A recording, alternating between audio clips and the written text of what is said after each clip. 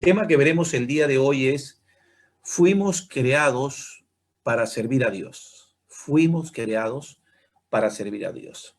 Así que, mis amados hermanos, debemos entender lo siguiente, que fuimos puestos en esta tierra con un propósito.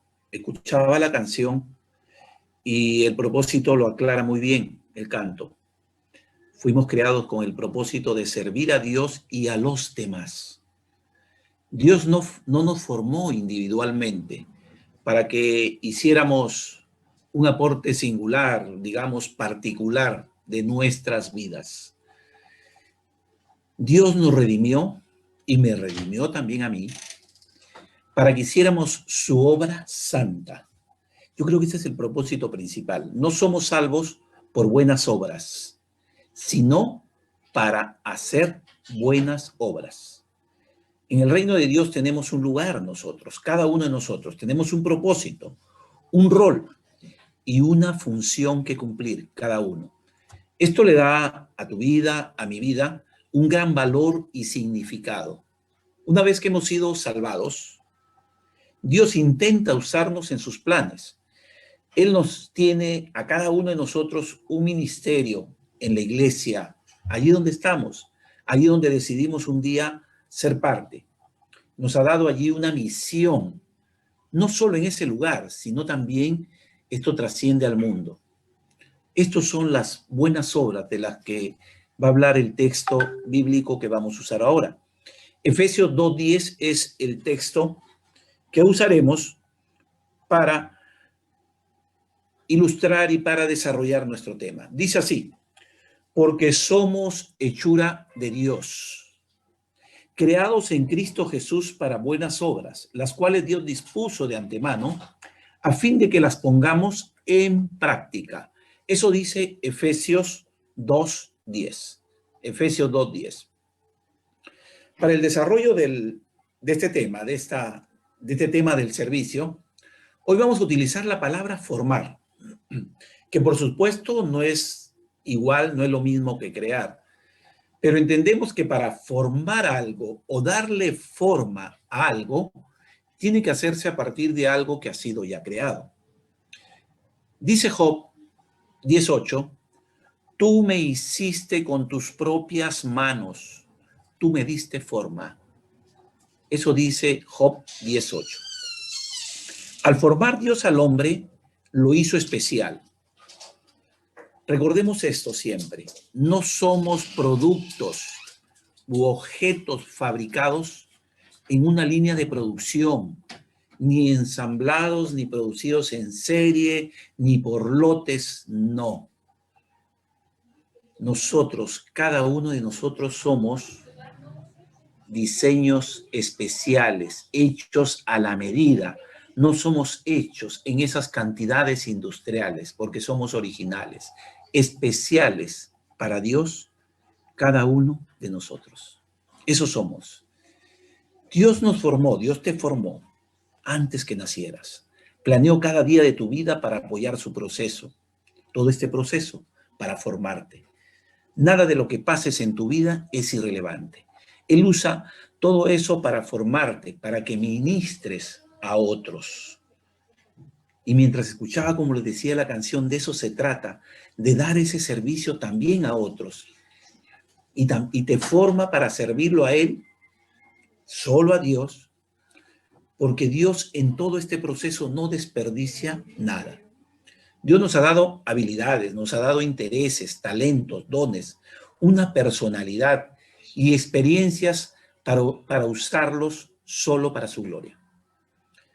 Si identificas y entiendes estos factores, puedes descubrir la voluntad de Dios en tu vida. 5 de estos importantes factores los vamos a encontrar en este acróstico que quiero formar, con la palabra, valga la redundancia, forma. Cuando Dios decide crearte, determinó exactamente lo que necesitarías para tu servicio singular o particular, como decíamos. A esta combinación exclusiva de aptitudes se le llama moldear o dar forma. La palabra es la siguiente. La F, que que quiere decir formación espiritual. Ese es una de los factores que vamos a ver. Otra es oportunidades. Primero, formación espiritual. Segundo, oportunidades. Tercero, recursos. Cuarto, mi personalidad. Y quinto, antecedentes. Con eso formamos la palabra forma. Veamos primero la formación espiritual. La formación espiritual nos ayuda. ¿En qué? En esta, muchas veces, superficialidad de la fe. Busca dar profundidad en esta relación con Dios de cada uno de nosotros, a través de una búsqueda intencional, mediante la oración, la lectura de la palabra, la meditación y muchas otras disciplinas que nos llevan a descubrir nuestros dones. Cuando la palabra nos dice, en el texto que hemos visto, somos hechura suya, Él nos dio de lo suyo, lo que significa que cada cristiano ha recibido por lo menos un don espiritual, para usarse en el servicio dentro del cuerpo de Cristo. Estas son habilidades especiales que Dios da a los creyentes, ¿para qué? Para servirle. Dios se las da a los creyentes. Los dones espirituales, mis hermanos, son un regalo de Dios. No se pueden obtener o merecer. Son una expresión de esa gracia de Dios para cada uno de nosotros. No puedes escoger los dones que quieras tener. Dios es quien lo determina. Él decide. No nos dio a todos el mismo don. Por otra parte, ningún individuo recibe todos los dones. Tus dones, mis dones espirituales, no se nos dieron para nuestro propio beneficio, sino para el de otros. Así como los de ellos también son para nuestro beneficio, ¿verdad? Cuando usamos estos dones juntos, lo decimos, todos nos beneficiamos. Por eso estos son los motivos por los que se nos manda a descubrir y desarrollar nuestros dones espirituales. Dios nos lleva a eso, a que vayamos descubriendo mientras estamos en este proceso de servirle. Por supuesto, no tenemos que saber cuál es nuestro don antes de empezar a involucrarnos en la iglesia, porque sí, nosotros preguntamos siempre y vamos y queremos saber, y es verdad, si hay alguien que lo está observando, un pastor, alguien que está muy cerca a usted, alguien que lo está discipulando, él puede darle después ese dato. Mira, tienes este don especial. De hecho, generalmente descubrimos nuestros dones mientras servimos. Segundo factor, oportunidades. Todos los cristianos tenemos la oportunidad, tenemos la alegría, el gozo y la responsabilidad de servir a Jesús. Yo creo que ese encuentro especial que tenemos con Él, nos lleva a eso, nos lleva en el momento, incluso a veces nos apresuramos. ¿Qué hago? Decimos, cuando Dios nos alcanza, cuando cambia nuestra vida. Mis amados hermanos, Dios siempre se ha mostrado como un Dios de oportunidades. Y Él nos llama a ser diligentes, ordenados, y así poder entender que somos creados en Cristo Jesús para buenas obras, como dice nuestro texto de Efesios. Estas buenas obras las ponemos en práctica cuando no perdemos la oportunidad de servir a quien nos redimió, o sea, a Cristo, a Dios mismo. Por eso dice Proverbios 12:24, el de manos diligentes gobernará, pero el perezoso será subyugado. También Proverbios 12:27, la segunda parte dice, pero el diligente ya posee una gran riqueza. Estos textos nos ayudan a entender que no debemos perder las oportunidades, aquellas que Dios nos está presentando, Dios nos está dando para servirle, y se las da a todo redimido, como decíamos antes. Pero veamos esto, es el corazón que nos ayuda a describir ese grupo, ese manojo de deseos, de esperanza, de intereses, de ambiciones, sueños y afectos que poseemos. En fin, todas las oportunidades. Tu corazón es la fuente de todas tus motivaciones, lo que más amas hacer y lo que más te importa. Cuando sirves a Dios de corazón, lo sirves con entusiasmo y con efectividad. Eso es cuando lo haces de corazón, lo haces con amor. Por eso nuestro llamado es a descubrir lo que nos gusta hacer, es cierto. Lo que Dios puso en nuestro corazón, porque Él lo pone. El querer como el hacer, dice la palabra, viene de Él. Y cuando tome la decisión de servirle, hazlo para su gloria. No perdamos esta gran oportunidad. Tercero, recursos. Tus recursos son los talentos naturales, aquellos con los que nacemos cada uno de nosotros. Algunas personas tienen facilidad natural con las palabras, por ejemplo. Otras tienen recursos atléticos innatos. Otros son excelentes en la coordinación física. Otros son buenos en matemáticas. Otros son buenos en la música. Otros son buenos en la mecánica. Para usar nuestros talentos en el servicio, necesitamos entender 4 verdades. Y se las digo aquí. Primero, todos nuestros recursos vienen de Dios. Nada es nuestro. Por eso el Salmo 103 nos recuerda, reconoced que Jehová es Dios. Él nos hizo y no nosotros, a nosotros mismos.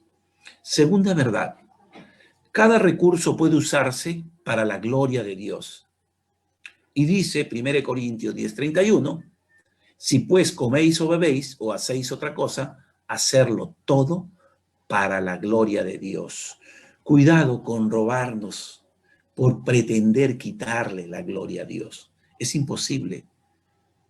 Todo resultado es para la gloria de Dios. Tercera verdad, lo que soy capaz de hacer, esto es lo que Dios quiere que haga. Lo que soy capaz de hacer, eso quiere Dios que haga. ¿Qué quiero decir con esto? La palabra de Dios establece los límites necesarios para mantenernos en la zona de bienestar. Ese bienestar que Dios quiere darnos. Este límite nos dice lo que podemos hacer y lo que es mejor no hacer para estar seguro. No hay que aventurarnos, no hay que ser apresurados en ello. Todo tiene un tiempo. Y Dios nos da esas pautas en su palabra. Como cristianos podemos pensar que es emocionante vivir la vida al límite.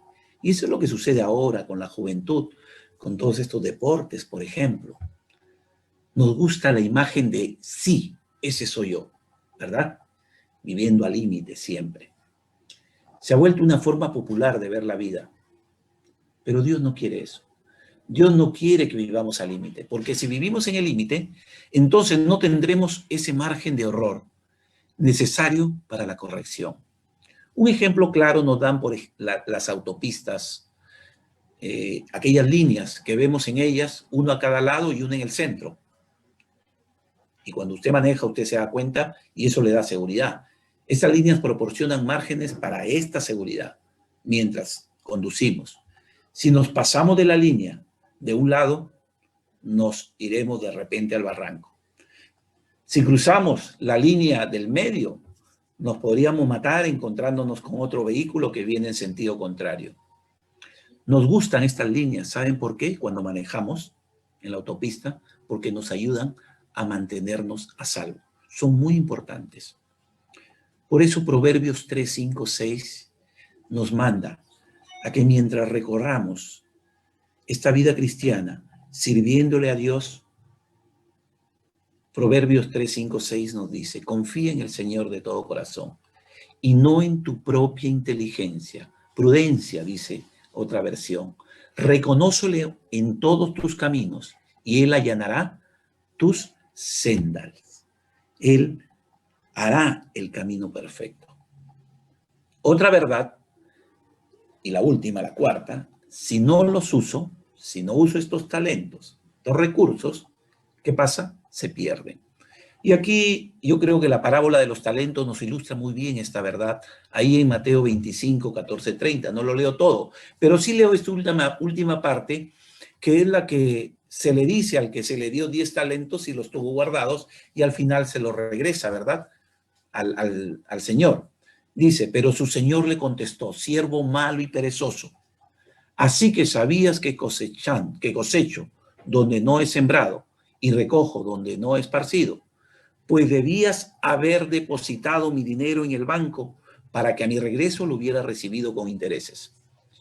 Quítenle las 1000 monedas y désenlas al que tiene las 10,000 monedas, aquel que esos 5 los había invertido y había producido 10, ¿verdad? Entonces, Dios aquí nos está mostrando, Jesús nos está mostrando con esta parábola de que lo que Dios pone en nuestras manos hay que usarlos. Y hay que usarlos para bien. Y hay que usarlos para ser productivos. Cuarto factor, mi personalidad. Vamos desarrollando el acróstico, ¿verdad? Mi personalidad, la palabra M. Dios nos creó con la combinación única de atributos personales. Él hace, por ejemplo, a los introvertidos, a los extrovertidos, a personas pensadoras, personas con perspectivas. Algunas trabajan mejor cuando trabajan solos, ¿no? Otros lo prefieren en equipo y allí es donde trabajan mejor.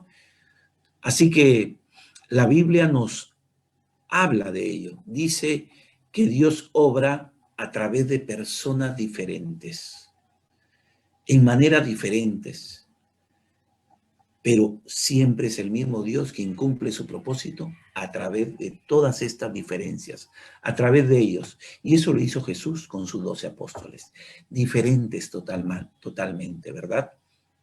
La Biblia da prueba de ello y usa todo tipo de personalidades. Ejemplos como ellos son el de Pedro, que era sanguíneo. Pablo era colérico, por ejemplo. Jeremías era melancólico. No hay temperamento correcto o equivocado. En el ministerio necesitamos todo tipo de personalidades para tener un balance en la iglesia y darle ese sabor y de esa manera saber que este es un tren que avanza con la ayuda de todos. Puedes aprender del ejemplo de otros, es cierto. Tienes que depurar lo que aprendes a través de tu propia forma, porque los ejemplos son buenos, no lo desmerezcamos, ¿no? Pero no pretendamos ser como el otro.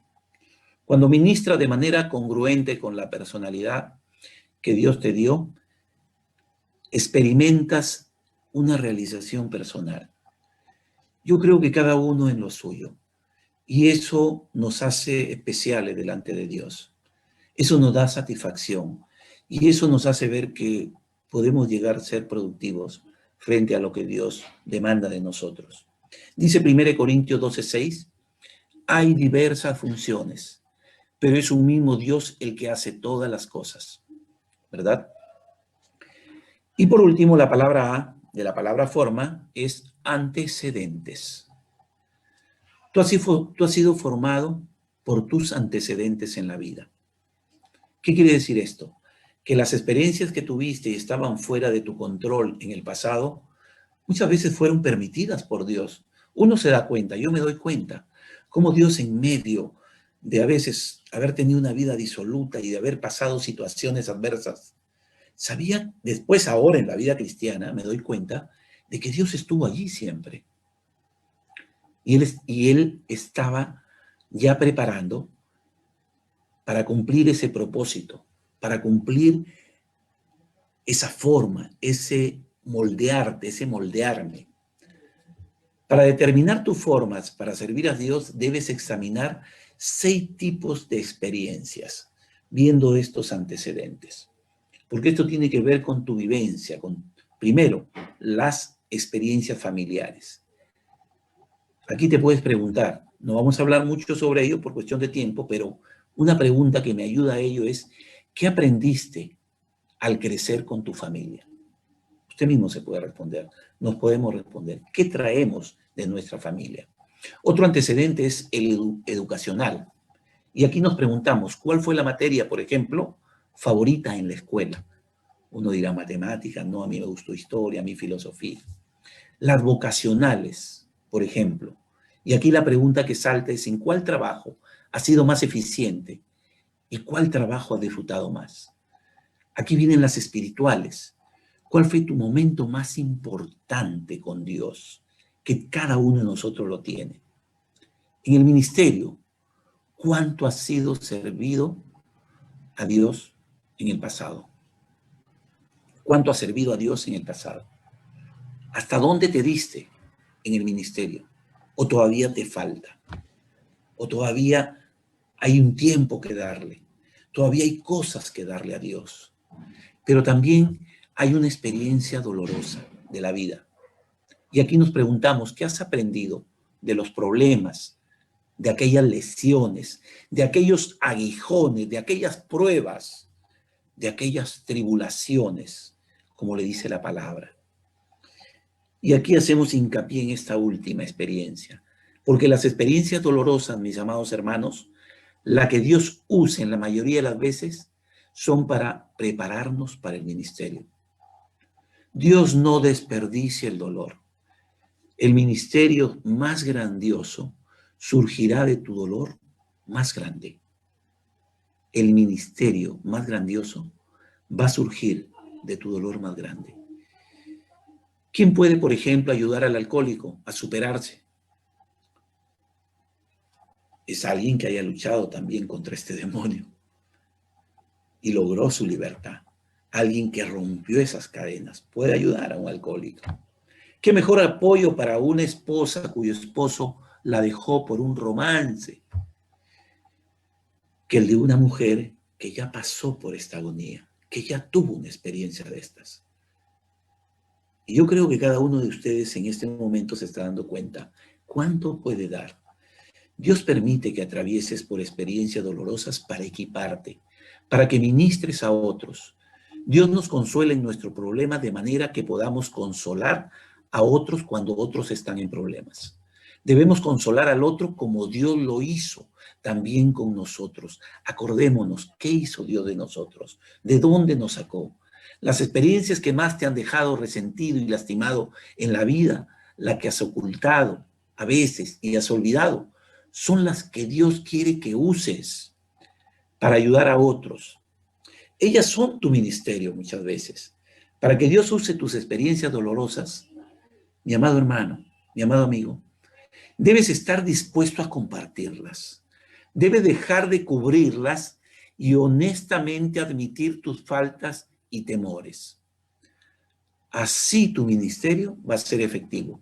Las personas se animan más cuando les compartimos la manera en que la gracia, el favor de Dios nos ayudó en esta debilidad, más que cuando nos jactamos de nuestras fortalezas.